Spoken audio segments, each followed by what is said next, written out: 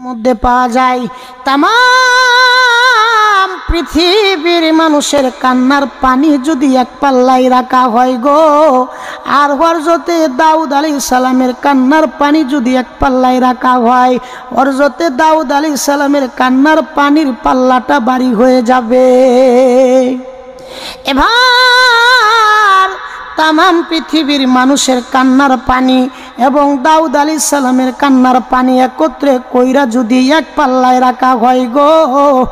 আর হযরতে নূহ আলাইহিস সালামের কান্নার পানি যদি এক পাল্লায় রাখা হয়, হযরতে নূহ আলাইহিস সালামের কান্নার পানির পাল্লাটা ভারী হয়ে যাবে। এবার হযরতে নূহ আলাইহিস সালাম, দাউদ আলাইহিস সালাম সহ সমস্ত মানুষের কান্নার পানি যদি এক পাল্লায় রাখা হয় গো, আর এক পাল্লায় আদম আলাইহিস সালামের কান্নার পানির যদি রাখা হয়, তাহলে আদম আলাইহিস সালামের কান্নার পানির পাল্লাটা ভারী হয়ে যাবে। তাফসীরে কাবীরের মধ্যে লিখেন, সমস্ত মানুষের কান্নার পানি, আদম আলাইহিস সালামের কান্নার পানি, নূহ আলাইহিস সালামের কান্নার পানি,